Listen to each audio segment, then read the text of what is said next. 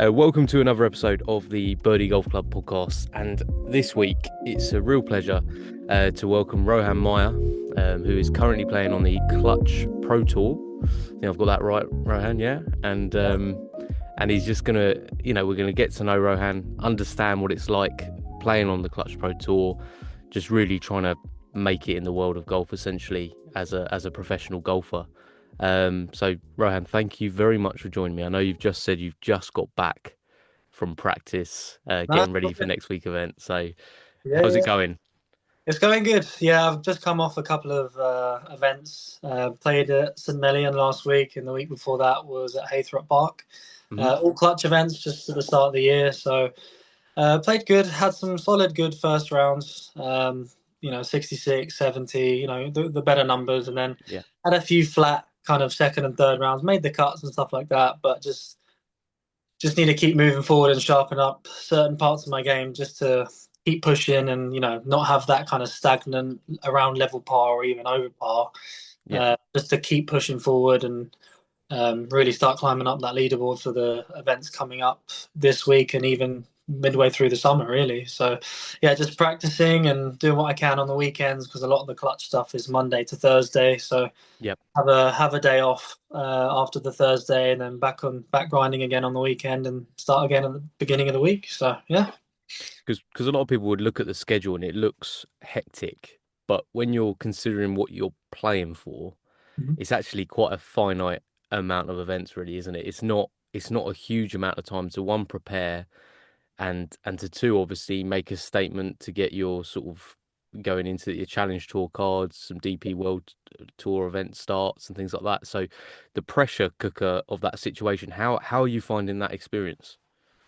I'm really enjoying it. Like I say, so I've been playing golf for a long time, Mhm. but just turned pro at the end of last year, so it's new for me. It's my first full season because a lot of the amateur stuff kind of start in April, finish in September, and you're done type thing. So there is no kind of international series and stuff, but I'm really enjoying it. It's nice to kind of just have everyone around me and my team and stuff, whether it's my physio or golf coach or whatever it is, kind of join with them on the weekends and sort of go through what I need to go through the paces. And then during the week, kind of go out there and put on a show and do what I can and just move forward. And I'm not gonna lie, it's very tough. There's a Mm. lot of good players. Like I say, I could say I'm more of the inexperienced one when it Mhm. comes to the pro golf because I just turned pro. Definitely one of the younger ones too. A lot of the lads are in their late 20s, but none of that really matters when you get to that. I don't think it's all just about just trying to play good and all the best guys I've noticed already, which I'm trying to strive to achieve as well as even surpass. I guess you could say is just everyone can play good golf. You can Yeah. just need to minimize the mistakes, and you're not going to be that far off. So, but yeah, when it comes to playing week in week out, like I say, I've had two events now in the UK. I've had a couple foreign ones too, or in March and April, which was good. I've really enjoyed it. It's been good. I mean, January, February is a busy month for us to try and prep and prepare. Hmm. But it's nice it's finally coming into action, because sometimes you have you're practicing and 5, 6 times a week and you're training in the gym and all that sort of stuff. But you feel like there's no events till, I mean, gone March, and you think, oh, it's pretty tough. But now it's actually rolling on. It feels like, right, this is what I did well. This is what I need to work on, have a couple of days of that and start again. So Yeah, yeah. it's a Feels like rhythm. you It's a rhythm. feels like you've done all the work when people weren't looking, and now you're ready when people are. That's the idea behind it, right? In those January, February months sort of times. Definitely, yeah, because it's easy to get very, demotivated to play or practice, especially when the conditions aren't the best. And What, here in the UK? No way. yeah, I know it's the best one of them all, No, um, but no, I try and get away. Try and follow the sun as much as I can.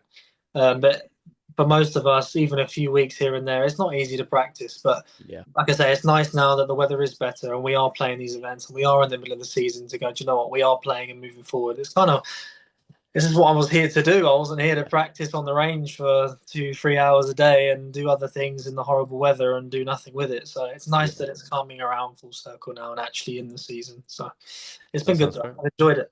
Sounds great, like positive mindset. I mean, taking us back, you mentioned you've been playing since you were young. Like, what was the start of your golfing journey?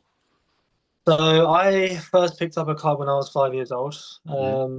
I vaguely remember going there. Don't get me wrong, I was pretty young, but yeah, no, I've always just kind of the stories I've been told, as well as me growing up playing golf, is just kind of I've always had that ability to just hit the ball and do, and regardless of what my swing looked like, Hmm. whether it's been better in some, when I was really young, we're all just trying to make contact. But as far as my dad tells me and kind of what I remember anything of when I was younger, I just always had that natural ability to hit the ball well, Yeah. So, did I have a textbook swing at 6 years old? No. No. My dad played for a couple of years, and in that stint is how I started the game and moved up. He doesn't play anymore, but obviously he has all the information from me. So, but yeah, no. So that's how I got into it. Yeah, well, I was 5 years old. Like I said, always had the ability to hit the ball. Literally from day one. Even the first ball I was hit. Apparently, my dad watching me, he goes, most kids when they're little, they, miss the ball or throw the club or God Yeah. knows what, do Yeah. swivels on a driving range. But Yeah. apparently, he said he gave me a club. I went over the ball and I hit it and I never missed. Oh, So amazing. that's yeah, it's a cool little thing. I mean, not that I can remember too much of it the very, very first start, but Sure. that's what he used to tell me, and I don't remember life without golf. So, and Hmm. then going up through the junior stuff, made it to county stuff. So a lot of the guys had handicaps at the age of 8 and 9, and we weren't really sure about that because I'm the only one in my family that plays golf Hmm. properly. So I started, coaching when I was 6, 7 years old, and I still see both. Well, there's a guy named David at Horsham. Hmm. Really enjoyed that. He was my first coach, and how really started to move on with the game and enjoy it. And he's definitely saw a spark in me, which was nice. And then Is that Horsham Golf and Fitness? That's yeah, yeah. Horsham, that's where I first started. Oh, What's you're that? literally down the road from me then. Yeah, I was born in Crawley, so okay, yeah, yeah, yeah, yeah. yeah. Horsham Golf and Fitness. I was there till I was 12, Hmm. and then 13 onwards, I was there at Horsham and at Manning's Heath. Yep. And then after my coaches weren't at Horsham anymore, there wasn't a great deal for me to be at Horsham anymore. Hmm. So I'm now at Manning's Heath and I'm ambassador for them, which is cool. Yeah. Always had a good relationship with everyone up there and my coaches and stuff. But yeah, so as a junior, I basically um, yeah, had coaching and stuff like that. I didn't get my handicap at the age of 7 or 8 years old. We weren't into that too much. My first handicap I had, I remember it, and I always will. I was 11 years old, and my first handicap was 11. Oh, amazing. Yeah. There you So that go. was Bang I on. surpassed 20, 25, 30. Because I mean, yeah, it was nice. I've always loved the game. I've always wanted to do well. Um, I'm a bit of a perfectionist, so that Hmm. kind of drive's always been there. So yeah, I kind of did that, and then got my handicap from when I was 11, off of 11 when I was 11, and then I was off of about 5 when I was 12, and I think I made Hmm. it to scratch when I was 13, something like that. So Wow. Yeah, yeah. steady progress, which Pretty was quick good. And progression, then, really. Yeah. yeah, steady progress. It was good. I was loving the game, and I didn't want to be at school. I just wanted to play golf. Mm. Everyone Um, can resonate with yeah, I that. think everyone's a bit the same there. But no, so yeah, that's kind of how my stuff started. Then went towards county and then regional of the country. Playing for England regional stuff, and then did a lot of training with them, and then played the England national events and Hmm. under 16s, McGregor Trophy, stuff like that. I was tied for the lead after a couple of rounds, finished fourth and had had a good few seasons in my mid-teens and did well Hmm. in, the local stuff as well, which was cool. But yeah, no, just everything I can enjoy. And then unfortunately COVID happened when I was 17. So my late part of my junior career was Mm. basically non-existent. Like, Wow. Yeah. so it was a bit of a shame to not kind of finish it off there on a really high, but I mean, there's not a lot we can do. We all had to No. adapt. So, but then before, yeah, COVID kind of happened, and then after junior stuff, I went to the States, got a full scholarship to go to a place in Texas. Oh, cool. Um, and then yeah, moving forward, I did 2 years in Texas, and then transferred to a place in Mississippi, and quickly came to the realization, because it's all new for us, as I say, is depending on what school you are, it makes a big difference to where you go and what they do. Hmm. So the place I transferred to, I mean, where I was in Odessa, it was the number one JUCO in the nation. So I mean, it was Yeah. great. everything was golf related. We had a great team and we had loads of good facilities. I was playing 12 months of the year. I mean, it was Yeah. great for a golfer. And then transferred, and it wasn't quite what I wanted. So anyway, I finished all that, and then gave myself a year to basically the goal was just get good at golf, Okay. Yeah. get Yeah. really good. Like I mean, Good goal. there's not many times that you can kind of do that, but I just thought, you know what, I don't regret anything. I'm happy that I transferred. Hmm. I'm also happy that I took a step back, allowed me basically to just try and get as good as possible. Played a few clutch events and stuff towards the end of the year. Managed to finish strong at my local home club, actually, Manning's Heath. They had a Q Series idea for Clutch this year for the Tier 1 card. Hmm. Um, Managed to play good there, shot like 65, 73, 74, like an average second round of 69. Top Nice. 20 got in, and I got like eighth or something. So just a good, like, nice finisher. And that was my first pro event. So Hmm. as much as you don't kind of get a certificate or anything being a pro, like as a kid, you wish you did or whatever, it's like, it was nice to kind of first round as a pro at the end of last year. It was like a punched in 65 to start my pro career, which is quite Yeah. nice. Yeah. Yeah. So, And probably the feeling of like I fit in this space, because those guys, like you said, I know it's the tour that maybe people aren't as aware of, but the golfers on it are incredibly good golfers. So to come in and finish eighth in that event as your first proper pro event must have been a big moment, right? Just that feeling. yeah, I mean, don't get me wrong, I was very lucky. It was at my home club. But to be honest with you, I've always been a bit of a kind of an adventurous golfer. It doesn't, Mm-hmm. I don't go and shoot like 65 every day at my home club and then go and shoot 75 every day at other clubs. I'm kind of, my game is my game and I tailor it to wherever is needed. So yeah, it was nice because there's always that thing, isn't there? Everyone says it's like, when do you turn pro, or should I or shouldn't I? And the way I kind of saw it is like, I'm a golfer, I want to be good. Hmm. So how do I get good? Or what's the next best thing for me to do to throw myself in the deep end to see if I can swim? Yeah. So for me, I probably would be one of the earlier ones to turn pro. Hmm. But that was my goal. I mean, like I say, I had one full year to just try and get as good as possible. Gave myself a little bit of experience playing a few clutch events as an amateur. Got a few good finishes on tier two stuff as well, which was nice. Just geared myself up really, and then I wanted to turn pro at the end of the year to go into 25 feeling like I am a professional golfer and this is what I'm doing. Like it's a Yeah. different mentality. I didn't want to go into 25 feeling like I'm gonna be pro, but like in March. Sure. So I Yeah. Yeah. wanted to feel like 2025 was the year of my amateur golf is finished and this is a new journey. Yep. And because even when you play amateur golf, I've had a great time. There's been a lot of great memories, but I mean, ups and downs as the game always says. But Cool. whether you're a junior to an adult is one thing, or if it's UK golf to America or playing your game wherever you are, but it's all amateur golf. Yeah. Yeah. So then making that step to pro, it's kind of, um, I think you just got to really trust yourself. I mean, Hmm. because there's no right or wrong answer. There's no one, as we all know, there's no one pathway. There's no, this is the only way to do it, and there's no other choice. It's kind Yeah. of, as long as you feel like you're ready to do it, and which I was. That's why I gave myself a year and then said, "This is my goal. I'm going to turn pro." Hmm. Um, Once you have that in plan and you give it your all, I mean, what else can you do? You got to do the best you can. So as long as Absolutely. you've got a plan and you stick to it and give it everything you've got, then there's no reason why you shouldn't, do what you feel is right. 100%. I wanted to take you back to that point that you made about COVID because it's one I hadn't really.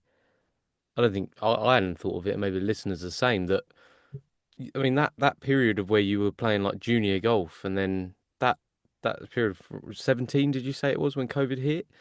So So when was that? March 2020. So yeah. that's 5 years ago. I'm 21 now. Hmm. 22. Yeah, I was about, yeah, 16, just 17. after 16. So yeah, 17, 16, 17. Yeah.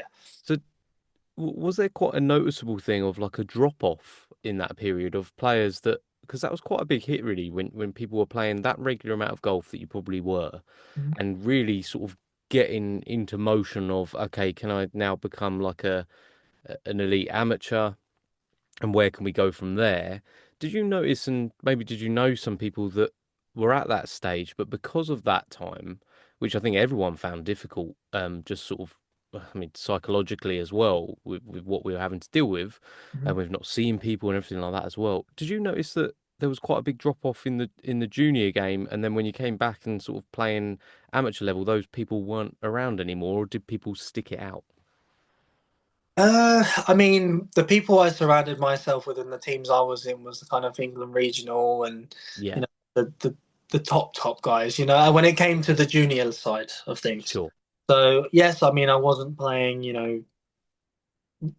and out of the country and all that kind of stuff. I mean, none of us were, but it wasn't kind of like county golf where, people's sure. stories are very different, Mm, So in the county side, yes, it's very true. mm, Um, I'd say most people, I wouldn't say they gave up, but around that 17, 18, 19 years of age anyway, I think kind of, everyone has a lot of growing up to do, yeah, as old as choices to we make think and we are. Yeah. mm, So I mean, I was there. So I always like to think of myself as being fairly mature for my age anyway, and I mhm, kind of knew what my plan was from an early age. But to answer your question, yeah, so I think there was a good few people that kind of, life hit them. mm, Just other factors, distractions, work, whatever pathway they did, whether it's college or uni or work or I don't know, whatever their path was. yeah, I feel like there was a good amount of people that stuck it through and basically just dismissed it, and it affected everybody differently. I mean, none of us could play with events, sure, but I wouldn't say loads of people dropped out. I think mm, it's just kind of because it was such a long period. They said it was 2 weeks or whatever, and it ended up yeah, being, yeah, it felt like years. yeah, I feel like it's just kind of not any different to how, most people drop off anyway because they don't want to play anymore, they don't enjoy it, or other things happen in their life. So yeah, I think everyone was there or thereabouts. It just affected them in the coming years differently, depending on who you were, how you took it, kind of what was available to you at the time. mm, But I wouldn't say there was like a big drastic change. If anything, for junior golf and a lot of the guys that especially at my club at least, going to sort of club players, there was a huge rise in golf, yeah, massive. yeah, yeah, Because I mean, that was kind of for a while, that was like one of the only sports you could do. So participation wise, it went up. Regarding level wise, everyone kind of did their bit to carry on, and but yeah, no more than kind of anyone else wouldn't do without COVID. No, So that's interesting. Yeah, because like you said, that makes sense. That sort of age, people are making choices anyway. It's interesting to hear that it didn't really have a huge effect as to that sort of level of golfer and what they continue to pursue. So no, that answers that question. as There we go. far as I'm aware, so I mean, Yeah, yeah. who I surrounded myself with regarding things like England region, a lot of my friends and whoever were on there, they're still in uni in the US, or they're still Mhm. playing golf, or they've turned pro, or something like that. It might be the odd county golfer that's dropped out, or the odd club player, but Yeah. nothing that wouldn't have happened anyway. You know what I mean? Absolutely, yeah. So when you went over to play in Texas, to play sort of Yeah. college golf out there, how did you find that experience and going and how did you find tailoring your game to sort of those sort of style of courses? Because it's different grass, obviously, different way of sort of playing. Yeah. How did you find that experience? So before even going over there, my at the time my England regional coach Stephen Orr, I was very dubious about it Mm, because, like I say, I don't really have a golfing backgrounded family. Anything I sure. ever found out was through my coaches or my peers. There was no like dad or mum or uncle that was going, hey, like this is how it works. So I Yeah. had no idea. I always say to everyone, I was like, I knew nothing the difference between Texas and New York. I had no clue when it comes to golf because I hadn't played out there. Yeah. And through COVID, we couldn't exactly just go and visit and see how it was. But going over there and playing and stuff, like I say, I've always been an adventurous person and want to do these things in general. I'm Hmm. kind of interested and intrigued in this stuff. But even like I say, so Stevie always said to me, he was like, man, your game is basically fit for the US. Right. I mean, me not knowing, you know, I always try and manipulate my game around whatever golf course I have to play. If it's whatever country, it doesn't matter. Every good player does, I'd like to think. But yeah, no, I really enjoyed it. There was a lot of things. The most thing I found, oh, sorry, the most kind of important thing I found was I definitely learned to hit the ball high. Yeah, I'm gonna say I'd have thought So that'd been number one, right? yeah, I mean, I was always I've never been someone that really drives the ball low. Like there's some guys that play links courses that I mean they hardly hit it off the ground. Yeah, yeah. Like, but I was never. I'd say I was like a Hmm. medium kind of ball flight player. I could get it high, I could get it lower. I had the shots in me. Hmm. But I mean, I just played a very kind of standard, I'd say, ball flight. And then over there, I mean, God, I could lean back on a driver and it would just rip through the air. So, Really? just playing through that and everything is carry. I don't think I remember playing a golf course that rolled more than 10 yards on the fairway. So, Right. not that I could see, or I mean, yeah, they were hilly and stuff, but it was more like side slopes. So it Yeah. wasn't like a big runoff or you can bump one into the green. I mean, Yeah. that was very rare. The only time you're bumping it into a green is if you hit it into the tree and you need to punch it out. But yeah, no, Needs must one. yeah, yeah. So no, I mean, it was really good. The one thing that um, I guess you could say was difficult at the start, which I overcome, was my wedge play and chipping. Hmm. That's never, like when I was a junior, at least, my wedge play and my chipping was never up to the standard I wanted it to be. Hmm. Um, it was the first time I kind of went, you know what, like, just certain things just weren't clicking, Mm. and I wasn't, I mean, horrible. There were sometimes I just had no confidence because for so long I hadn't been doing it that well. Yeah. Um, because I mean, you could literally one shot you could hit and it feels fine, and you've stubbed it straight in the ground and it's gone nowhere. The ball's got a foot in front of you, and sometimes you'll blade it. Right. And I was just struggling with that a little bit because it was just so. It's just like you don't even look or see that grain of grass in the UK. Like it's not even Yeah. visible. But when I kind of got to learn about it, and honestly, all it took was just time. Hmm. Uh, because like I say, I've managed to be able to hit it in the air, and I could do all that sort of stuff. That's not a big tweak, to be honest. Hmm. But the short game and stuff, I'd definitely say improved over time because it gave me those sort of lies. So I feel like I come back to the UK and to chip and hit a wedge shot is like the easiest thing in the world. Like you Right. just hit it. There's Yeah. Yeah. nothing to really worry about. I mean, as long as you're in the fairway and you don't get a flyer out of the rough or something, or Hmm. unless you're in a divot, I mean, it's not that bad. It's not going to be snagging your club. It's not going to be kind of flying through it or anything. Hmm. It's not really a lot to worry about. But one good thing I took from the US was my putting was always decent, but it's definitely excelled in the last 2 or 3 years or so. Right. Stats wise, as well as just being confident at putting. And everyone was like, "Oh my God, what the hell has happened to your putting? Hmm. Like, how have you managed that?" And I was just like, "Well, if you put two and two together, as opposed to playing on good greens for 5 months of the year, I'm playing on good greens for 11 and a half months of the year. Yeah. Obviously, practicing and stuff, yeah, but just having that to your hand, I think Yeah. just most of the guys they don't even take a putt for 2 months and wonder why they're not holding 5 footers. Yeah. Yeah. So, but yeah, no, I think definitely the US gave me time to get good at putting, which I'm happy with. Wedges and short game is the biggest difference. Yeah. Everything else you can play. You can hit it a bit higher. It's not the biggest tweak. You naturally want to hit it higher anyway. You start figuring out that okay, I need to carry that bump because if I hit a mid-flight, you're not going to carry it, or you're not going to Hmm. get it in the air long enough. Um, but just adjusting to these things and playing in the wind is a lot easier in the US too. I was going to ask that. I've never played in the US, but when they sort of talk about the wind, I just think like that's not wind. You sort of Well, see it. funny thing is, so I thought America was this place that's just, pure as anything. There's no wind, and that's true in a lot of places, but Yeah. not in West Texas, it's not. Okay. Yeah. It Yeah. It gets blows a just, bit. yeah. I mean, there's some days it's calm as anything and beautiful. It's really Hmm. good.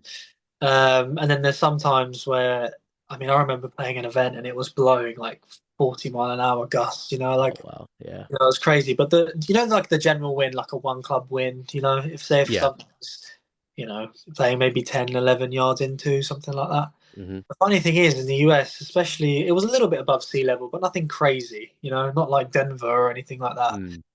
But what felt like to me as us British golfers, we go, right, that's at least 15 yards into breeze. That's even if I knock it down. Obviously, you don't Hmm. want anything ballooning up. So even if I knock it down, that's going to be at least 10, 11 into. It would hurt the ball like by 4 yards. Right. So it And just it would cuts through just, it more. yeah, it would just like how you and I would feel the UK golf, the same kind of weather when it's warm and everything. Yeah. It wasn't like really hot or anything. It was like kind of on, say, an average March or April day when it was like, 25 degrees, lovely weather, lovely day. But same kind of heat that we can get here in the summer. You think, no, no, that's, I'm clubbing up from a, 7 to at least a 6 iron here. If anything, maybe a little 5. Right. And over there, you could just hit a smooth 6 iron where you'd think here you might need to even hit a punchy 5 and it would get there with ease. So it kind of threw me Interesting. off there a little bit because as soon as I feel into wind, I feel like everything is more. And Yeah. as soon as it's downwind, I feel like everything is less. But I Yeah. feel like that into wind where you're like, as soon as that goes up, that's going to go absolutely nowhere. Hmm. It just kind of, you need to hit it a bit lower to keep it down, sure, but it would just kind of pierce through it anyway. Okay. Um, yeah, so it was a weird kind of thing because like I say, I was growing up, and if I feel wind, I'm knocking it down. Yeah. But the problem Yeah. is, if you knock it down and it doesn't hurt anything, then you can't hold the green. Yeah. So Right. it I was kind of see. it was like a midpoint between not being too low so you can't hold the green, but not being too high that it balloons. Hmm. But like I say, if it was a 10-mile-an-hour wind, it felt like it hurt the ball maybe 6, 7 yards. But whilst here, it'd be at least a club and a half. Yeah. Well, I live on the coast now, like played near like Seaford Head and Yeah, yeah, uh, East Brighton, and yeah, if you're coming at the back nine of East Brighton into a 30-mile-an-hour wind off the sea, it's like, yeah. I mean, I could club like 4 clubs up pretty much every hole, and it'd still probably go Yeah. nowhere, I played what was it? I played a junior open there when I think I was about 13 or something. I had a good little story there actually. I was yeah, that hole down 18. Yes. It's like you go way down there and you hit this bowl. Honestly, it's probably been about 8 years since I've played there, but I remember it. Yeah. Stuck Yeah, in your mind. exactly that. So I think it was fairly calm that day. I mean, the wind was blowing, but it wasn't like straight into the teeth from 100 yards and I'm hitting a 7 iron. It was like Hmm.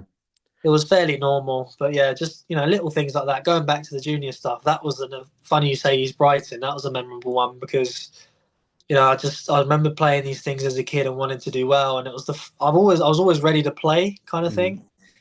And that was one event where I'd actually turned up, and for absolutely no reason, I felt absolutely fine going into the event. It's just those 18-hole junior opens, but as a kid, it meant everything to you. Of course. Yeah. Yeah. Um, yeah, I just remember I just had a really I was just really bad what was it, illness or something, and it came out of nowhere. And then I was the one time that I kind of learned something. Funny you say that, because I've always wanted to do well, very inexperienced, but also a good golfer. And I was like, I probably should pull out of this one. Like I can't even walk properly. I mean, it's Right. horrible. Wow. But then that was the first time. Reason why I'm saying is the first time I had a huge learning lesson because I was thinking if I just go out there and try, what's the worst that's going to happen? But honestly, I could hardly stand up. Right. I went out there, went and shot 4 under and won by 7 shots. And I'm like, I think I was about 12 or something like that. But it gave Insane. me that. Yeah. But it was amazing being that young golfer. How much, as soon as mentally you let go because of a Yeah. physical illness, you're thinking, I'm probably going to not do that great. So let's just try. Hmm. Because 5 minutes before that, I was ready to get back in the car and go home and go, I'm done for the day. I can't even walk. Yeah. Yeah. Amazing how that young brain, as soon as you switch it off, how I would never in a million years have dreamt I would have shot 4 under par at the age of 12 with stomach, all sorts of issues and everything. Yeah. Can't even walk over the fairway type thing. Come back Right. and win by 7. How the hell does that happen? It's You know. crazy. Yeah. Yeah. Yeah. But yeah, just little memories like that as a junior or playing in the US. I've had a good amount of golf kind of, in the Middle East or UK mainly. US was a couple of years. I've just enjoyed it. It's been a good journey. I've been, we're very fortunate to be able to do this. I don't forget that. So. No, absolutely, absolutely. Yeah, no. Do you implement that sort of those ideas now? Obviously, you had that lesson that you learned as a junior golfer of sort of removing yourself from the equation and maybe removing expectation from the equation as well. Do you still try and implement that when you go out and play now? Yeah, so I feel like, that's also something I'm working on now, actually. So the funny thing is whenever I used to play really well when I wanted to do well, like set myself a goal or a Hmm. target and this was pre-COVID. So recently I kind of, I was still looking back at that, but I was like 15 years old. And I'm thinking, COVID has happened. I've grown up. I'm now like nearly 19, 20 at the time. I'm thinking this was 4 or 5 years ago. Most people can't remember what they did 2 weeks ago. You know what I mean? So it's one of those things where I was kind of, for a while, I was in the search for it to just play good, solid golf, Mhm. because I had a stage where I couldn't really break par. I mean, I could, but there was the deep one just wasn't there at all. So I could shoot maybe one under level, two under, one under. Two under was a good round, and most of it would be. This was a couple of years ago. I couldn't really get any better than one under, really, to be honest. Okay. And Yeah, I yeah. couldn't really, my blow up round was like kind of 76, but it was just consistently very average golf for my own thinking and standard. Sure. So yes, was it really high? No, as in I wasn't shooting like 85 or anything like Yeah, that, yeah. but I just wasn't moving forward and it wasn't satisfying me enough. So, Mhm. but what I've noticed recently, what I do now, which has been nice because it's more recent, it's only the end of last year, it's literally last week or the week before, shooting these good numbers. The way I look at golf now is I play the game with my head. Mhm. Genuinely, I do. So, I'm a big believer of kind of prepare and practice in your practice time. Like almost prepare your body to do like a machine. Mhm. So imagine it like a car, right? You fuel it well, you keep all your services and all that sort of stuff. I'm trying to calibrate my body basically when I'm practicing, trying to Mhm. achieve certain things, whatever goal it is for the day. If I'm trying to hit a certain shot, or if I'm trying to tweak my swing in the off season, trying to have that little goal. Whenever I'm playing the game in a tournament, it's like a complete swap. So I work on myself. The best way to be sometimes is selfish. So if you're trying to, you know, be a really good wedge player, or you're trying to be, oh, I want my stats for hitting fairways this amount, or how do I work on that? Dissect it all down into a process. Mhm. Have a goal, try and achieve it per day. Try and do that 1% better, as everyone says. And then whenever I go and play, just especially recently, played at Haythrop and I shot 5 under 66. And I've never played around genuinely where I was like, I literally, everything was a blur because I was playing the game with my brain Yeah. and I don't really remember what my body did, to be honest. Sure. So, and I know that's really I mean, everyone's different. So there's no right or wrong answer here. Mm. But for me, playing off of that, I feel like that's how being in this kind of, the new stuff towards pro and, everything like that, you don't really care about anyone else or what they're doing. You're just trying to be good yourself. So, like I say, I calibrate myself and do everything I can in my practice, i.e., from today or yesterday with my wedges or my drive or whatever it is for the week. Yeah. And then when I'm playing tournaments, I don't think about swing, I don't think about anything. All I do is think about a shot, try and keep my flow state of mind, which is obviously Mm. another subject, but try and keep that flow state. And then my body has hit so many golf balls and I've calibrated it right that it should work anyway. Yeah. There's a relationship between your mind and your body Mm. and your nervous system. So, I'm a big believer in that sort of stuff. So I basically play the game with my mind and my body just does it, Yeah. to be honest. I mean, because I've always, like I said, even from a kid, I could have had the worst swing in the world, but I found a way to be from the balls here, from here to here. I Yeah. managed to hit it decently. The hand eye You is know, there. Yeah. Yeah. the Yeah. hand eye is there. So Mhm. obviously, I'm not saying don't work on things. Mm. Like I said, I work on things on my off days, or The whether it's a course swing isn't the thing or course isn't whatever. the time to start No, messing around with swing, no, is no, it? no, no. And Yeah. I mean, none of us are perfect Mm. by any means. There's no such thing as perfect. Yeah. If that was the case, I should shoot 18 under, shouldn't I? Yeah. Well, yeah. So, but no, there's always something to improve. Take away the good stuff. But exactly that. Like, I really feel my biggest thing at the moment, or my little quote, I guess you could say at the moment, is play with your mind and your body follows. Mhm. So, not getting too far ahead, obviously, one shot at a time. I know many people have heard that. Sure. And it's annoying because it's true, but Yeah. it's kind of how you take it. Because my in-depth version of that is, yeah, you play the game with your mind and your body follows what your mind's doing. Mhm. Your mind's not reacting to what your body's doing. Your Mhm. body's reacting to what your mind's doing. If that makes sense. Yeah. And all of a sudden, if you really go into that quite deeply, it's a very different way of playing golf. If you notice, if most golfers they'll hit a good shot or a bad shot, and their moods are just like this. Yeah, yeah, fluctuating the whole Yeah, time. Yeah, because their brain is always reacting to what their body's just done, yeah, which the most golfers are not very well calibrated because they can't put the time in to practice, which is sure. fine. Not everyone is like us, where we've got all the time in the world to try and get better. That's not their full time thing.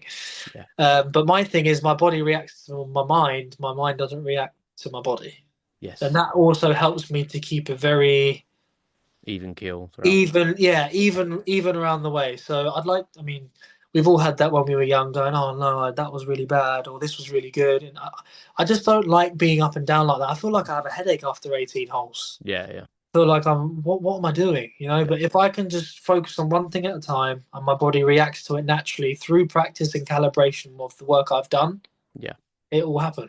yeah, So, and that's what I mean. I shot 66 the other day at Haythrop, and um, second couple of days, that's something I need to work on is the following rounds to try and keep pushing. yes, yeah. Because that's something I need to work on at the minute, and everyone has got something to work on. But What do you think? What do you playing think the that's game, holding you back on those second rounds? If you could break it uh, down, or are you still searching for the answer for that? I mean, the thing is that if I look at my stats and if I look at kind of what I'm doing, it's not that different. Sure. Yeah. I think I think what it is uh, I just we all do, but I just need to get better at being within myself. Hmm. Because I'm not one to be easily distracted. It doesn't have to be anything like that, but I think what it is kind of again having that experience of playing a couple of days in a row well. Yeah. So once that happens, like whatever that is for myself, so you could say I'm searching for it, yes. Hmm.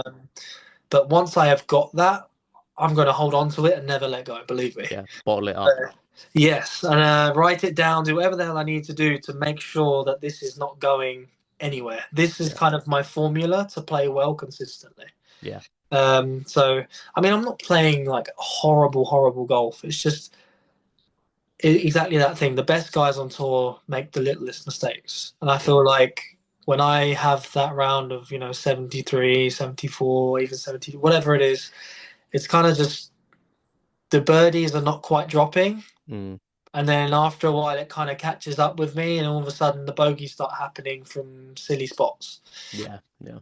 I feel like just playing time will knock that away too, but just keeping my head in the present and, process over outcome type thing. And once I have that round and I've got it, I'm going to write down whatever it was for me that day that worked well, and I'm going to hold it, and I'm going to keep doing the same thing. Absolutely. I mean, So, I've learned so much from talking to people like yourself from this podcast. I mean, I am absolutely nowhere near the level of golf that you do. I mean, I started the year at 12.6, I think I was, and I think I'm down to 10.2 at the there you go. moment. So I was making some progress this year, and I finally broke 80, which has been a long There you struggle. go. Yeah, Shot a 78, but I did that, and I literally, it was the week after I spoke to Scott Fawcett on here, I thought, yeah, and it was some of the things that he was talking about. I mean, he's brutally honest with you to the point where it hurts sometimes, yeah. because he was like, at the end of the day, the most important thing for like a mid-handicap player is to not expect to be good enough to go at pins. And he's like, and I'm not talking about from 150 yards out. Like, we're talking all the way up to the green. He's like, Mhm. you go for the fat of the green and you just start putting. Because once you start putting, you're going to get it in the hole a lot sooner than with a wedge or with an iron in your hand. And Yeah, it might sound like negative, and I might be paraphrasing what he said there, but I took that in and like you said, I think like what you were saying earlier, sort of taking yourself out of the equation, maybe even a little bit of ego out of the equation as well as to like what it means to play your version of good golf, like taking that out of the equation and just viewing it as a management system almost when you're out on the course, just massively helped me. I mean, obviously there was I think I did that with a triple on the scorecard as well, so there was better golf there, yeah, but it would be silly for me to moan about the triple because at the end of the day, I did it. But I took that into a thing, and the other thing was I took from another podcast as well, the quiet eye technique. Have you heard about this? I'm sure you've. I think, yeah, I have heard. Explain it to me. I'm pretty sure I have, though. This episode of the Birdie Golf Club podcast is brought to you by Birdie Golf Designs. Nick Bird from Birdie Golf Designs has created some beautiful irons, and let alone are they just beautiful, they're affordable as well. I have here the Goat Collection irons, which I think are absolutely stunning. This camera does not do them justice, but I have been gaming them for just under a month now, and they've enabled me to break 80, which I hadn't been able to do before, and just play far more consistent golf. I love the look of them. They make me feel like an absolute player whilst still being forgiving. And there's a wide range of selection of irons that are available on the Birdie Golf Designs website. So head over there now and check it out. And don't forget to use code podcast25 at checkout. That's code podcast25 at checkout for 10% off your order. Thanks, Birdie Golf Designs. Yeah, go on. So I think this is Lee Crumblehome. Okay. I was listening to another podcast and he was on there and he was talking about that when we focus on a target, we think our eyes are doing this. But in reality, you've got one eye on target and the other eye's over here somewhere. So he said, especially when you're looking at a golf ball, and it was kind of going back to what you were saying earlier, from a young age, you've been able to swing at a golf ball and hit it. Hmm. And we can almost take that for granted sometimes. But he was saying, if you can literally put a dot on the golf ball or focus on a dimple on the golf ball and really just focus your attention on that before you hit, before you putt, before you hit a wedge, whatever it might be, and just completely clear your mind, it's amazing what you can do. And I've implemented that all weekend. Of course, I hit some bad shots, Yeah. but I didn't think about swing once, which is such like for an amateur golfer, that is huge. No, I had guys 100%. out there who were trying to get shallow in their practice swings, and it's like I've never seen that guy get shallow in his life, let alone like now. 40-yard slice. Yeah, exactly. I'm Yeah, trying to like get shallow. Yeah, yeah, yeah. I saw some guys get shallow in their backswing and then have nowhere to go from there. But it was just those little things were amazingly important. It's interesting hearing you say that. I mean, we touched on flow state there, and I will not claim to have experienced what a flow state is. Not many people do, believe me. Yeah. But but like you said, is that I've heard obviously a lot of pro golfers talk about this. It's that almost the whole round's a blur. They could probably recount it to you later once they've sort of had a moment and things, but to get to that state, are you just finding that just comes with all the things that you've learned through your amateur career and then now turning pro, just all culminating together in that moment and then kind of not being aware of it, right? I mean, that's kind of what you don't want to be too aware of what you're doing, I guess. Yeah, I guess, I mean, the best way I would explain flow state, I mean, how all of your past, believe it or not, this is what makes it a factor. We're talking about the present, right? Flow state is about as much as you can being in the present. That Hmm. is the idea of it, because that's how you're going to get to that optimal flow state. Because if you're worried about outcomes, then anxiety starts happening. If you're Sure. worried about past things, then confidence starts happening. All these things are factors and stuff, which is good. The way I'd see it is kind of everything you have in your past is experience. I wouldn't look at it as kind of up or down confidence. Hmm. Um, and kind of what you can do with that. You can build yourself some confidence if you've done well or whatever that is. But I feel like I don't want to sound like the same old guy, but it's so true. Like Sure. whenever you're whenever you're trying to play well, it's never like, oh, that's just what clicked. It Mm. just happens, because most of the time you're focused on one shot. You're trying to achieve one thing at a time. And for me, the one thing I do is set myself manageable tasks. That's the best way of looking at it. Instead of trying to play like one big round of 18 holes of 72 shots to shoot even par, Yeah, like, nah, I feel like the way I see it is I'm playing 18 rounds of one hole instead sure. of Yeah.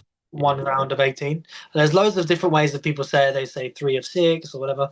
But I feel like the optimal state or flow state, as you say, is kind of depending on how you see yourself being in that moment. Hmm. Because as you say, when you're done with it, it's easy to talk about it. But when you're there, you don't really know what you're doing. Yeah. You know? So I'd say it's kind of you're looking at what you can do with one thing and Hmm. how are you going to get into that state to be able to pull off something under pressure or no pressure. There's always some kind of pressure, but the Sure. intensity of it, you're trying to get into that state to just pull off that calibration, as I said, as best as you can with your body.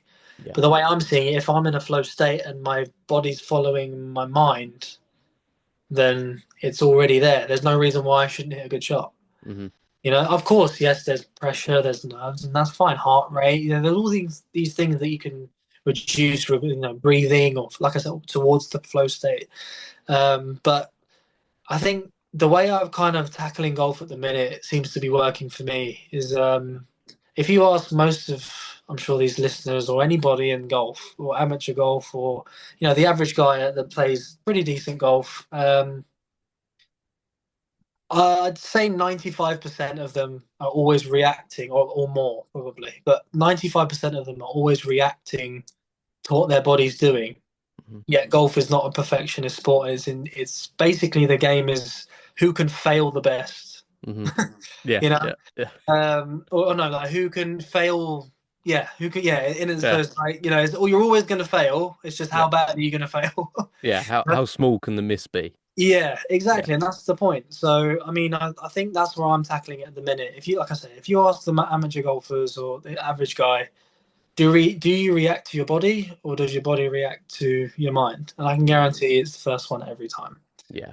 because they're not looking into that and stuff. But to be able to play well and get into that flow state, as you said, it's kind of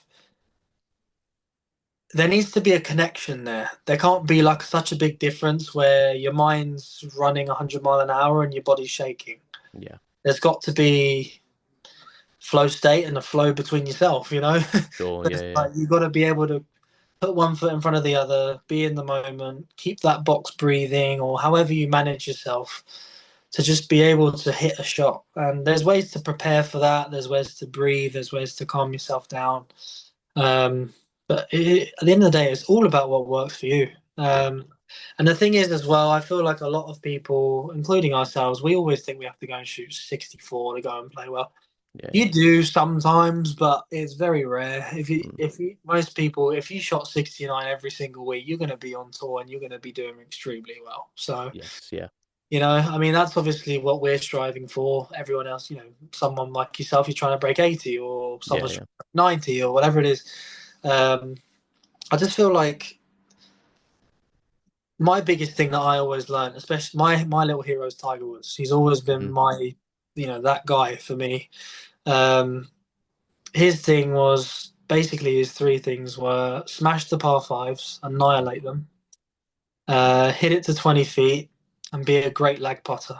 Yeah. I mean, 20 feet, people are like, oh, that's horrible. People even throw their 130 yards because Yeah. they hit it to 20 feet. And I'm like, It's a huge Tiger win. was arguably the best player in the world, and that's what he did all the time. Yeah. What's wrong with that? I mean, yeah, sure, everyone wants to stiff it here and there. Everyone's allowed to and want to do that. But if you hit it, as you say, trying it kind of what Scott Foster was saying as well, if you just hit it in the middle of the green, Yeah. most of the time you shouldn't have more than 25 feet anyway. You're winning at that point. Yeah, Yeah. yeah. So get on the green, Hmm. be a good lag putter, and you can't be that far off. Yeah. Yeah. Yeah. 100%. Yeah. A lot of the time, that's where I get kind of where my brain's going. So I'm not upset if if I'm over a shot and I'm going right, okay, I want to go. Depends on the left hand side. I'm trying to hit middle of the green here. Maybe a little draw, but nothing crazy. Not trying to whack one in there. There's a bunk, hazard left, bunker right. Yeah. If I then go and hit it left, then because I was trying to do something too smart for myself, that's when I'll be bothered with myself Sure. because I wasn't committed to the line I know I needed to do. Yeah. But if I hit a shot and the wind gusts or it has a bad kick or You anything just. like that, I am never ever angry or mad at myself ever because wherever I tried to hit it is exactly what I just did. It just didn't pan out the way that I thought it would. Yeah. But like you say, if you're trying to chip something, you're going to land it front edge of the green and you think it's going to roll out 10 feet, but it rolls out like 4. Yeah. But if I landed it exactly in the spot and the strike and everything, then it's a misjudgment on my behalf. But I can't be mad at the shot I just played. You executed what you Yeah, planned to do. Yeah. that's your goal. And I think most people, like you say, they look at the pin and go, right, there's the green light straight at the pin. So, yeah. And I mean, like I say, who on earth, like, how many hole in ones have you had in your life? Have you had one? 0. It still Okay, hurts. It still I, hurts. yeah, I know. But the point is as Jack Nicklaus said in his quote too, the only time he ever holed it or got a hole in one or did something well is if he pushed or pulled it. Yeah, exactly. Yeah, I was going to say to you, and if you do push or pull it onto a pin, you walk away and go, yeah, that's exactly what I was planning to Yeah, do. yeah, that's easy as that. Isn't it? The game's easy. Yeah, no, Little club twirl, yeah, just job done. style it out. They'll never know. Yeah, no, definitely. But it's like I said, it's a game of misses. Yeah, If you execute what you were trying to do, then if you're hard on yourself with that, then you're never going to be happy in the game. it's an incredibly difficult game It that is.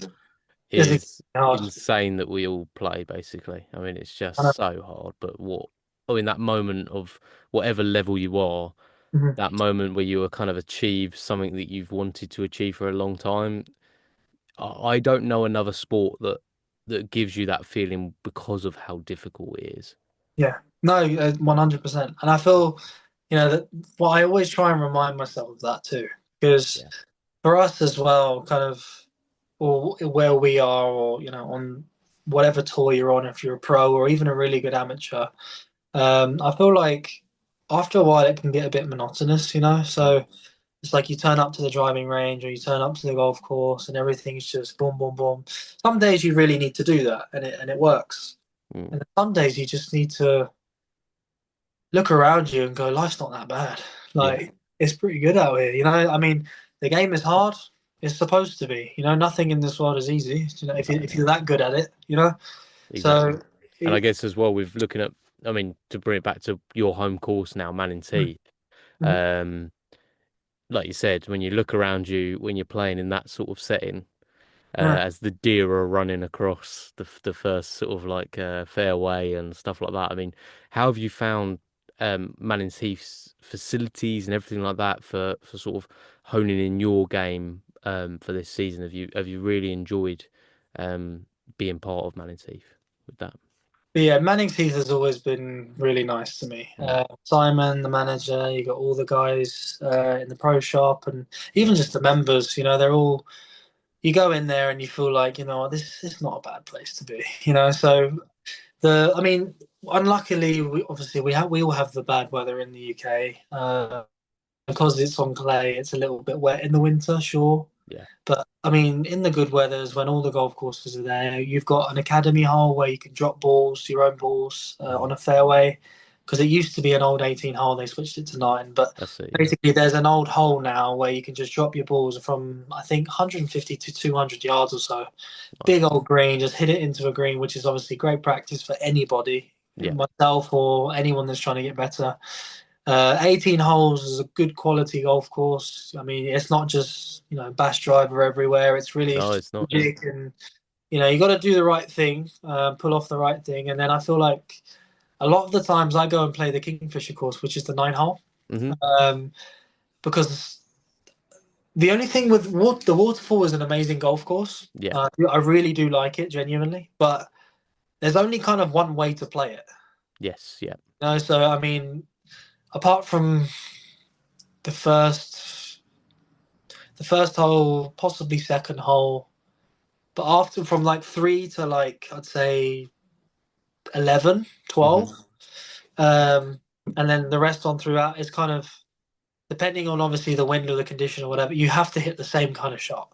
Yes. Yeah. Yeah, whether it's really into or down, you club up or down, but you hit the same thing.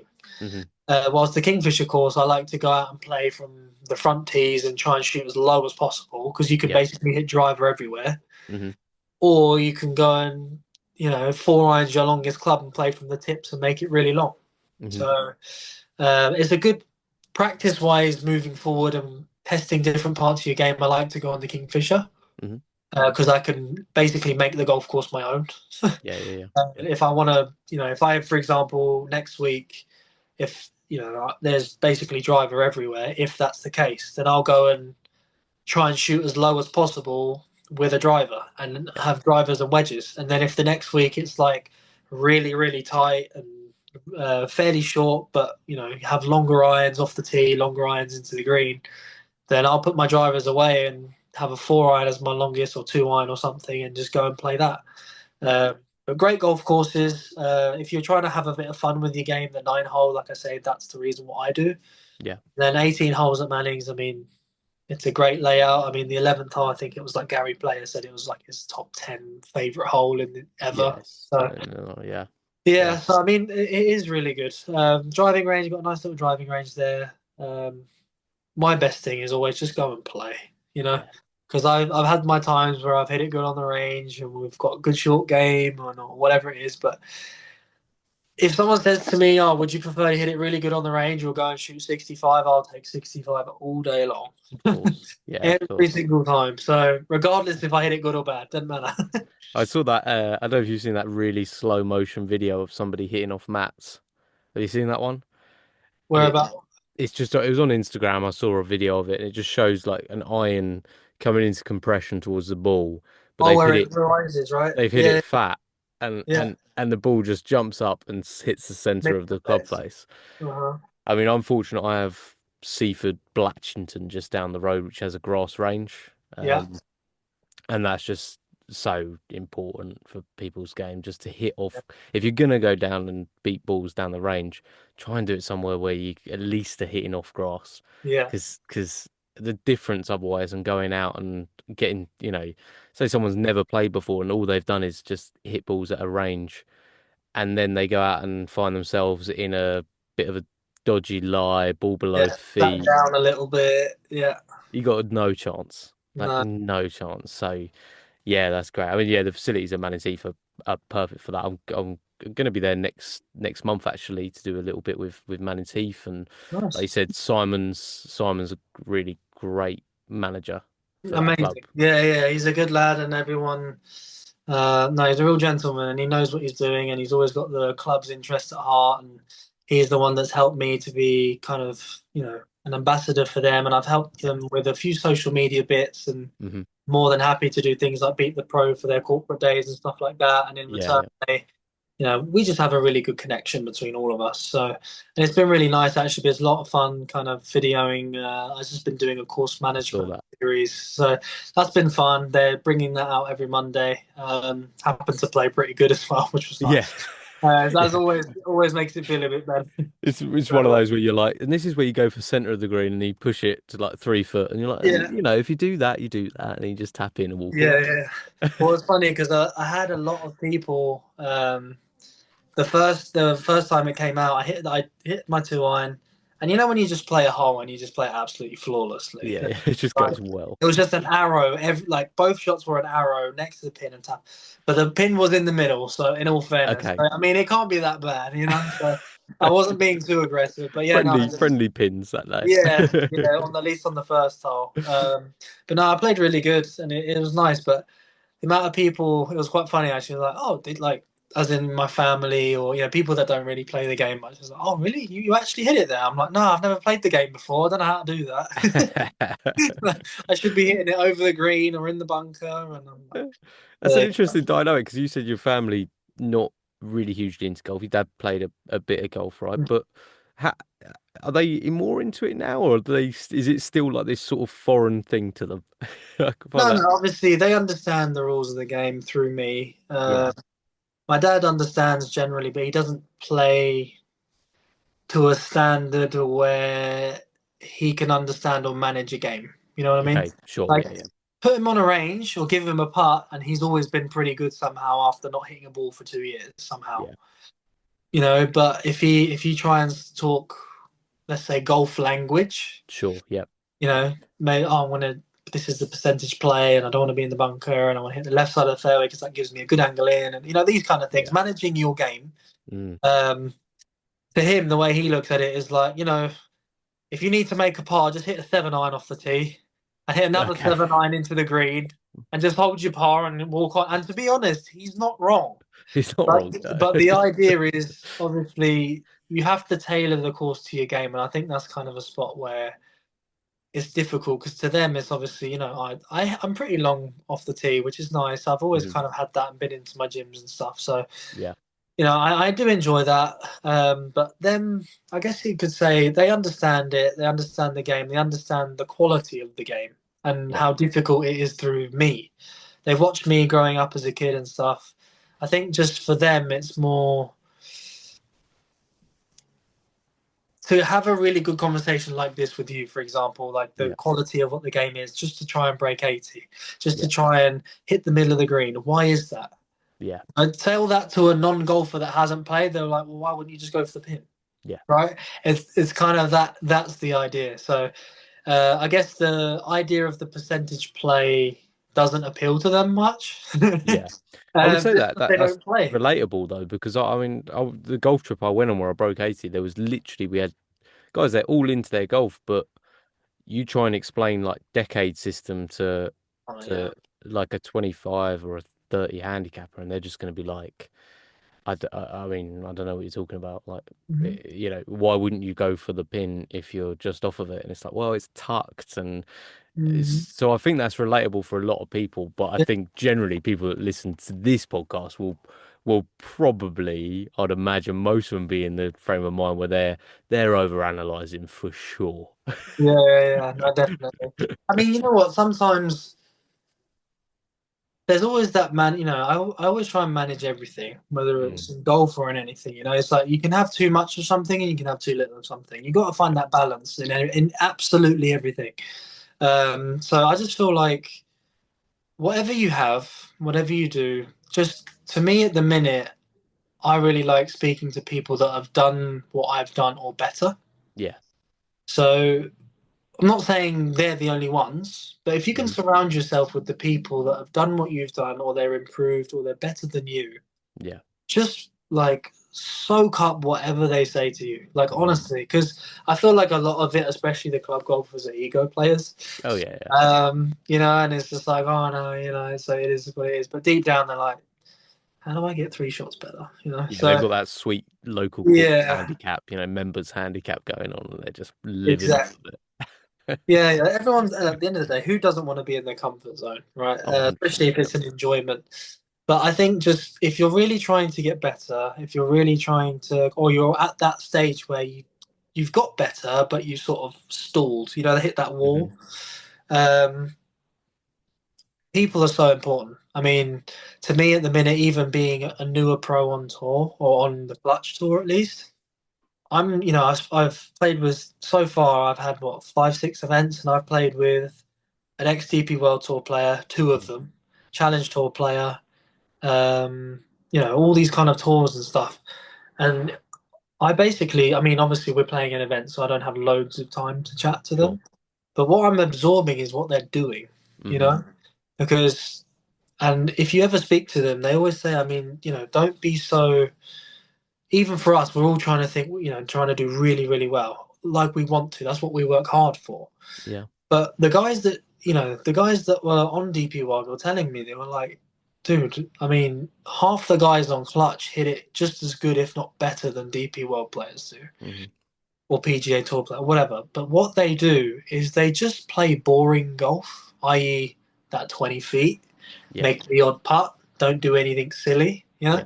If you add that up over round after round after round, and you minimize those stupid, silly mistakes, Yeah. before you know it, those couple of putts will drop instead of those 2 or 3 mistakes happening. The hole will get in the way eventually. There's Yeah. four Yeah. or five shots, and you add that up over 3 round tournament for us or 4 round on DP World. I mean, it won't be 4 or 5 shots, but even just one or two. Yeah. That's the difference between making a living and making cuts, or even performing really well and doing absolutely nothing and going, "What is wrong with my life?" you know. So I mean, but it's funny, isn't it? How Yeah. most of us go, nothing's dropping, or not. At the end of the day, you're at like level par. You got like 3 holes left. Maybe one or two will drop. Next day, you've always a chance. It's Yeah. Yeah. Yeah. much prefer to be level than fighting for your life at 7 over par. You're or giving whatever yourself a your level chance to is. go low at least, Yeah, rather than the blow up holes, and then it's like, well, exactly. that's game over. And exactly that. I feel like everyone that plays, we can all play good. I Yeah. mean, if you ask anyone on our tour or tour that better than us, even, it's not like their lowest round's going to be 69. You know, Yeah. like we've all been there. We've all shot. My lowest round's 62. Yeah. Yeah, like, we've all played good rounds. We all do well. But it's about avoid, when you don't have it, your plan B or C game that you just feel like, why on earth is it not happening today? But the Mm, best guys go, it's all right, shot level, one under anyway. Just didn't do anything stupid, didn't do anything crazy, but they don't have like that one plan A, and if it works, it's brilliant, and if it's not, then it's like the worst thing ever. mm, They just knock it round. yeah. On Yeah. their off day, they accept that is, you know what, it's not the best day in the world, but level par or one under never hurt anybody. You Hmm. know, they don't have the 79. Like it's just They're still in it. yeah. I mean, you can go and a lot of the times you'll see the guys are like the really top guys. Do you like they're like oh I shot like even par today or one under par, not too bad. Go and play good tomorrow. Go shoot four under tomorrow on a Yeah. on a good day. Hopefully it comes to them. Even 2 days of not so good golf to them Yeah. that plays the boring golf, the strategic golf and stuff. Two under par, they've made the cut. Just try and make a run on the weekend or the last day or whatever. And before you Yeah. know it, they crept up there, got top 10, and that was top 10, top 15, and that was a decent week for You look at how them. Scotty's basically played the last sort of like couple of years. It's just he seems to do that week in, week out, doesn't he? Where he just looking at the PGA Championship, um, you know, two under, two under. That's how he started it. Didn't really come across many people's radar, but was what, four shots back Hmm. going into the Saturday, and Yeah, then just those putts drop on the Saturday, they drop on the Sunday, and he wins the tournament. And obviously Scotty is at the moment just playing probably ridiculous. about as as good as consistent golf since we've seen since Tiger, like Yeah, definitely. which is the biggest praise you can give anyone, right? But he does make the game look boring at times. You compare him to like Rory, Yeah, and Rory makes the game very entertaining, but also incredibly frustrating at times because he's got so much talent, but yeah, he is that emotional golfer at the same yeah. time, which is what makes him Rory McIlroy. Like that is part of the sort of like mystique around him. But Scotty just plays the game completely differently, but it's clearly the most successful way of doing it, right? Like 100%. week in, week out, especially. You know what? The one thing I take from Scotty Scheffler is just how like in his own bubble he is. Mm. Like he doesn't, it almost looks like I feel like a lot of people get to that top level or they get there and they look like one thing goes wrong and they look like they're going to lose their mind. As in Yeah, like yeah, they just can't hold it together or they're really nervous. It looks like the guy just doesn't care. yeah. Like he just does, I mean, he looks like he's kind of, you know, like you say, you're in the Masters or you're doing really well or whatever it is. And I just look at the guy again. I'm absorbing what he's doing. I know Mm. I'm only watching it on TV or whatever it is, but I'm paying attention to what he's doing. I'm just there, like, and he looks like he's playing nine with the boys. Yeah. Like he knows he's good. He knows he's good. Mm. He'll never say that, but he knows he's good. All he does, he looks like he just does his same routine, hits the same golf shot, and Mm. literally, especially in the majors, obviously it's a lot more harder. A lot Yeah. harder for most. But exactly, that's the thing I noticed too. He always shoots, as I say, that one under, two under Yeah. round on the off day, another one under, two under round. And before you know it, there you go, Scotty Scheffler, 65. He's Yeah. now one back or one in front, and then he doesn't hang around. He goes and shoots another 65. He wins by five. Yeah. And it's like, but dude, you were four shots back not long ago. But he doesn't seem to care. He's like, my golf's going to come anyway. Just let it happen. Yeah, and then if it doesn't come this week, I'm probably T5. Yeah, that's one thing that I feel like Rory has really done well recently, in the Yeah. more recent years. I feel like kind of around 2016, 2017, he was just like winning or like Mm. 40th. He was like one or the other. Like, Yeah. And I feel like for even him, I've been watching him recently, and yes, he always was that showman. Like Yeah, he's up and down, good old Rory to watch. But of course. Yeah. I've noticed even on his off week, I know he didn't have the best weeks in the PGA, but Masters obviously what an amazing win. But Phew. if you look at him throughout the week, and you actually look at the stats that no one really pays attention to, i.e., race to Dubai or Mm, his wins or whatever. I mean, he's hardly ever outside the top 20 ever. I know. It's crazy, isn't it? And if he has an off week, he's like, eighth position, done a really good week, got loads of points. On to the next. Like it's nothing. Yeah. I mean, he's been on the tour for a long time. I Yeah. understand that, but even he has had. He even looks up to Scotty because, like I say, he just doesn't look like he's bothered by it all. He said, didn't he? He's like, I just need to be a little bit more like Scotty this year. Yeah, exactly. And I feel like he's doing it well because I've Yeah. noticed every time he's playing, it's not like miscut, win, second, and then 35th. It's like, for his level, and I mean, he's elite in the game, don't get me wrong, but I notice he's hardly ever outside the top 15. If Rory's there, he's always somewhat up there.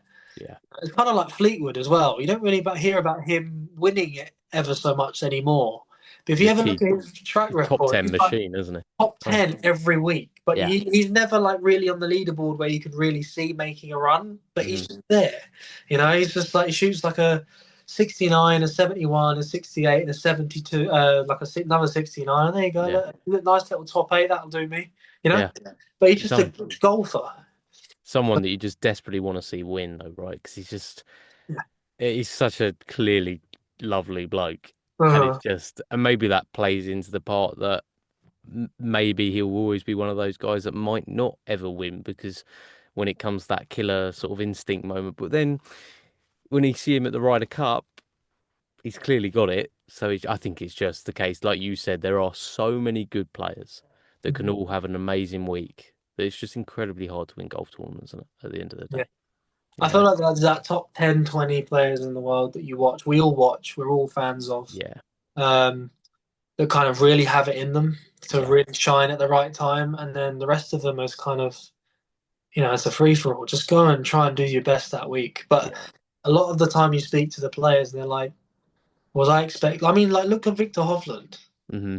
Yeah, Like I mean, he that was was like, ridiculous. he was amazing. Like when he first came out and was playing the Ryder Cups, and he was Yeah, playing he was like, "Oh my God!" Like this guy is pretty good out of nowhere. I remember watching him play in that match. I think it was the Oh my god, it was a what was it? US Open, no, US Amateur, US hmm, Amateur. hmm, I remember watching him do that, and then all of a sudden he was like the next thing for the 2 3 years, and then just fell off the radar. Had like 4 or 5 missed cuts in a row, and then he's like, try and go again, win. And it's yeah. like, how does that happen? Even he couldn't put it into words. No. But I think their thing is, as I say, just put the time into yourself, do the best you can, and as long as you can walk away from the week, good or bad, going, that's the best I could have done. There's not a lot else you can do, and otherwise, like I say, you're always going to be unhappy in the game. Yeah. You got to just Uh, try and take the positives out of things and move on with the negatives and try and better them. That's all you can do. so I know you were saying you're quite present goal orientated. So you try and take obviously all the cliches, like we've said, they're cliches for a reason because they do work. So you take it week by week, round by round, hole by hole, shot by shot. But looking forward, obviously you're still you're 21 at the moment, Rohan. So you've got so much time ahead of you playing professional golf.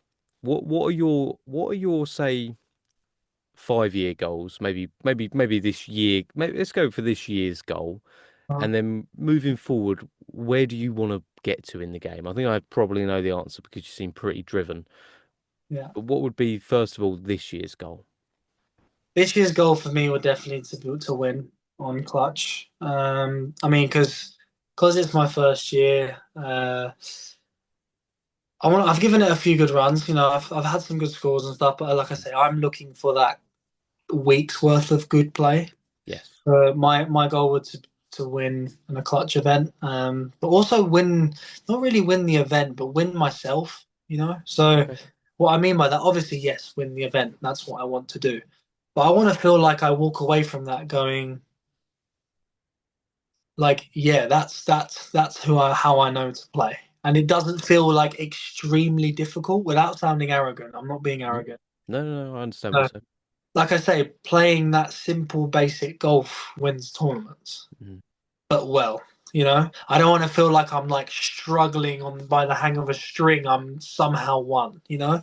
I'm not saying it's not easy to win by any means, but if I can go out there, play 3 rounds of golf and play solidly, like Scotty Scheffler, very simple golf, and it comes out on top, Mm. I want to feel like, you know, win that event, do well, and just go, I feel like I've still got more in the tank. Yes. And Yeah. not the ego side saying that in a way of to keep my confidence high, Yeah. to feel like this is just the beginning. You know, Almost like one with my B game, but not quite. Do you know what yeah, I mean? That not sort of not idea. quite. Yeah, I think Yeah. yeah, because I mean, like I say, everyone that wins, I mean, You got to I play don't think well. there's been one event so far that's under like 8 or 9 under par to win. So you Sure. got to be pretty good. But Yeah. if I can go out there and win an event this year would be my goal. And just have some good finishes as well. I want to do well. Yeah. That would be my 1 year goal. 5 year goal. So my only problem is I have, in a good way for my motivation wise, I'm quite impatient. Hmm. So I've got to keep that in the moment. I've got to keep that kind of level Yeah. headed. So But Ryder to Cup in me, 5 years. Yeah. well, yeah, yeah, that would be lovely, wouldn't it? No, no. So, I mean, like, it's. I feel like no one's destiny's written; it's all worked for, you Hmm. know. So, if you can shine at the right time and do well, like paths, all it takes is just a good run, and if you do it at the right time, then your life can really change in this Yeah. game. So, I mean, it's just if I can, the way I see it is my biggest. You can look at it so many different avenues. You can play in Asia, you can play in America, you can play in the UK, Of you can play in course. Challenge, DP World, PGA. I mean, you can play absolutely anywhere. Mm. Um, the only thing that I like to try and do there is if I'm going to let my performance take care of everything. Yeah. And I know that's quite a solid statement, but what I mean by that is if I do my best to try and do well, and in 5 years' time, I can go, do you know what? I've given that everything I've got. Let's see where I'm at, type thing. Yes. Yeah. Then we'll see. Because I'm not gonna like life happens, right? I'm not gonna be stood here in 10 years' time saying I'm still playing on clutch. Yeah. Because I mean, to me, I'm not dissing anything. I'm just saying that would be that would never be my goal. Hmm. And towards me, I'm trying to look at clutch as being as a stepping stone for me to do even better. Yeah. Um, Clutch has been an amazing tour. There's some amazing guys, which is great, but my 5 year goal obviously is to be on DP World Tour, is to Hmm. try and do my best, get up there, get my card, stay on there, and just play. But like I said, I want my performance to take care of my passion, I guess you can say. Yes. Yeah. Just because like I say, you can look at it 100 different avenues. Everyone's story is different, but if I can go in, let's say in 5 years' time, wherever I'm at, if I'm still here currently, or if I'm, way up there, which hopefully in the future I will be, then I want to look back and go, I gave it everything I've got, and I'm happy with where I'm at, and my performance will take care of the rest. Yes. Yeah. Because there is no right or wrong way. If you perform well, then something is going to happen for you. It's impossible to not. 100%. If you're that good, there's no way you're going to be that good and get nothing. Hmm. So just do the best you can, and that's why I like to stay in the moment. But at the same time, I also do like to tempt my brain with a little bit of fuel Of of the course. the future. So who doesn't want that? Yeah. You So, got to drive towards, like you said, even if that drive is to just reach what you deserve to achieve. That seems to be all you're striving for. If you can go out there and if you can say, look, I tried as hard as I possibly could, mhm, and I had moments where I played unbelievable golf and it all went well, and this is where I am now, and you could be happy within that moment, then that kind of shows that you've done what you set out to do. I had Martin Maritz on the podcast who played on the DP World Tour for 12 years. mhm, Um, and he said it was one of the most special experiences of his life playing on that tour. yeah, And he was from South Africa originally, grew up with Trevor Immelman, played like junior golf with Trevor and everything like that, and he just said the experiences he gained from traveling the world playing that tour were just unbelievable. You know, he never won an event. His famous line is that he gave Justin Rose his first win on tour. Okay. Because he was leading that tournament going into the last day by about 3 strokes, I think he said, and he just threw it away. He's like, "So you're welcome, Rosie." Gotcha. Yeah, yeah, yeah. You gotta take the positives out of everything, haven't you? Exactly, exactly. So hey, look, I think at the end of the day, you can you can tell from some people they're driven towards a goal, and I think I can see from you the dedication. I mean, we're talking on a Sunday night, and you'd only just got back from practicing. Not everyone's doing that, and despite how much skill that they may have, not everyone has that sort of drive. So I think I can foresee some pretty incredible things coming, Rohan, and I hope they do. Thank you, Um, and I appreciate that. We're all trying, and my dream is always to be on tour and playing, like your friend was saying too. yeah, Um, and in a stubborn but kind of nice way, is like the way I see it. I've got no choice. I'm gonna play good. yeah, yeah, I want that in me to kind of go. Well, I don't want to do anything else. This is what I want to do, and that's why I'm trying so hard. So, yeah, the way I see it is, if he can do it, then why can't I? You know, yeah. You I obviously have got some good this. backing as well with some sponsors that are obviously helping along the way. Is there any of those that you particularly wanted to sort of shout out? Yeah, so I mean, right now, like I said, I'm new to the professional side.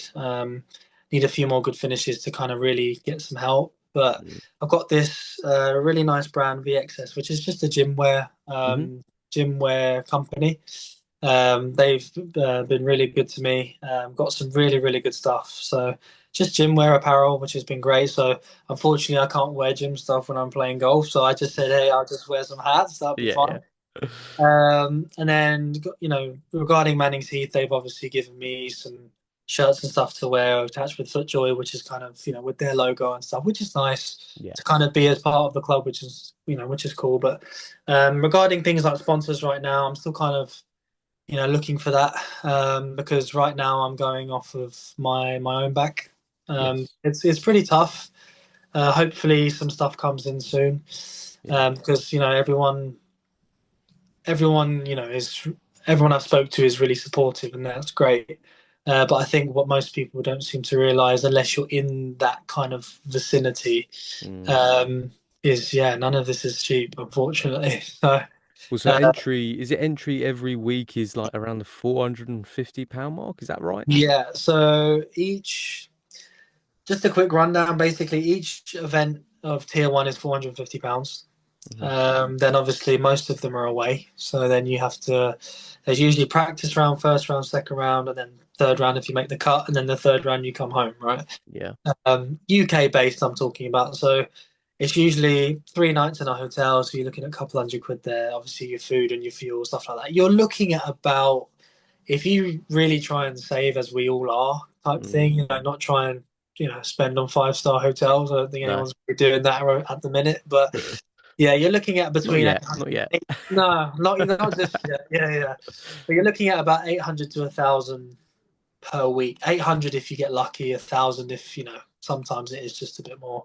Right. Uh, but yeah, you add that up over, I mean, what, 20, 15 events in the UK, and then you've got what, 3 events before that, and obviously that's when you're trying to buy flights, so that's more like 1,500 an event.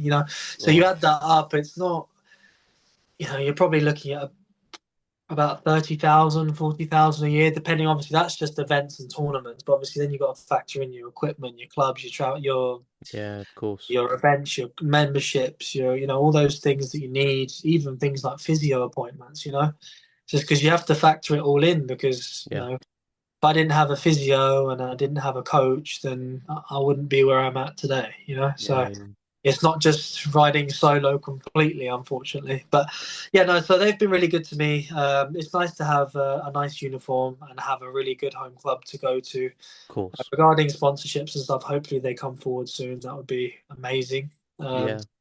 Have a really good partnership with a company and just kind of, or a person, and just move forward. It would be greatly appreciated. But hopefully that comes soon. Well, just so listeners know as well, like like you said, that sort of breakdown to basically break even, you'd have to come sort of top 10, Yeah, right? so Most weeks. yeah, so tier one. Where are we? I've Tier got one. Oh, we're still there. Okay, yeah, yeah, perfect. yeah. I've got top Uh, 10 like sort of starts at about you're getting about £1,300 in prize money. So yeah, so yeah, if you wanna break even as well as maybe have 100 or 200 quid to yourself, then yeah, top 10 is ideal. As long as you can make top 10, you're never gonna be you know out of pocket out somewhere. of pocket. Yeah, But exactly. that's incredibly hard to do generally, isn't it? Like Yeah. every week, week in, week out to play that level of golf is difficult. So Well, if you look at the scores the last few weeks, then you're probably looking, if you want to get top 10, they're anywhere between 6 under to 9 under each event. right, So if you have average that out, I mean, that's just simple math, right? Between 2 and 3 under per round, three times. which And isn't and the funny thing is, if the par's 72 and you shoot 2 to 3 under par, so say for example, you shot 3 under par every single round, scoring average 69. yeah. Scotty Scheffler's scoring average is like 68.8 or 69 exactly, and he's the best golfer in the world. So just to Yeah, put it into perspective of it's not easy. it's not So easy, not easy. yeah. So like yeah, like you said, if sponsor, I'm sure there's some people listen to the podcast that are in that sort of field as well. So anyone they can, if they can reach out to you, where can people find you, Rohan? Where can they find you? Sure. So yeah, I have Rowan Miah Golf. Hmm. I have my social media page. I try and keep my up to date scores as well as practice regimes and stuff like that. I've got a lot of links in there regarding things like my brand here, Manning's Heath, kind of where I do my training and stuff. Kind of follow my journey too. I've also got a website as well, which kind of gives a breakdown of who I am, what I do, and Hmm. some services I offer people. Someone like yourself, if you'd like to come and play 9 holes or 18 holes around Manning's Heath, or even just play with a pro, have a day with me, as a client, and really kind of enjoy the day and start bettering your game. Obviously, I'm not a PGA pro or anything, so I'm not swim mechanic based, but Yeah, just playing the game and getting this kind of information whilst playing tailored to your game, I've got that too. So that's at rowanmiagolf.com. So everything is just Rowan Miah, which is obviously my name in golf, and you'll find me on either Instagram, Facebook, and then obviously .com being my website. So yeah, perfect. got an email there as well. So I mean, anyway, if people want to contact me for anything, then I'm more than happy to help them. And yeah, that's That's where you can find me. I'll pop all of those in the show notes for this description so people can find you, can get in contact, and hopefully help out because yeah, I know as much as it's incredibly enjoyable, it can be a week to week grind on the tour at the end of the day, especially when you're funding it yourself. So any help can be Oh, definitely, yeah. massive. Whether it's an event or a deal between somebody, it's just it's that support feeling. Like what, my golf is paying for. Someone is helping me to support my journey, Yeah, and that loyalty factor. If I ever do make it, or hopefully to myself when I do make it to that top level, then it's always that loyalty factor of going. You never forget your roots and who really helped you when you needed it most. absolutely, Ron. Yeah, absolutely. I'm sorry, I've been pronouncing it with a hard H as well this whole time. All I've right, been go- yeah, I've been going Rohan. I think I said Maya as well at the start. So there you go. yeah. Row and me, a lot of. Rowan Mia. There you go. You should have heard some of the Americans say it. Believe me, it was quite hard. So, yeah, it's okay. I know what you meant. You know what I meant. I was Yeah, close. I was yeah, close, which is a small win in many mate. ways. Yeah. I mean, not many rounds are spelled with H, at least in the UK. So, No, that's right. Well, hey, I'm gonna remember now. That's no, for no, sure. you're all good, my friend. You're all good. But no, it was a pleasure. Thank you so much. It's been a really good session, and thanks for having me on. And best of luck to you and all your podcasts and stuff. And but yeah, thank you so much for having me. It's been really good. Thank you, Rowan. Yeah, I'd love to catch up again in the future. I'm sure all the listeners now are going to keep an eye out for you as well on those leaderboards and be sending you some messages of support throughout the weekends as well. So, well, the weeks, because Yeah, during the the week for weeks. us. Yeah. I do appreciate it though. Thank you No, very you're much. welcome. And yeah, no, I do appreciate that a lot and look forward to chatting with you again. Absolutely, Rowan. Thank you ever so much, mate. Take care.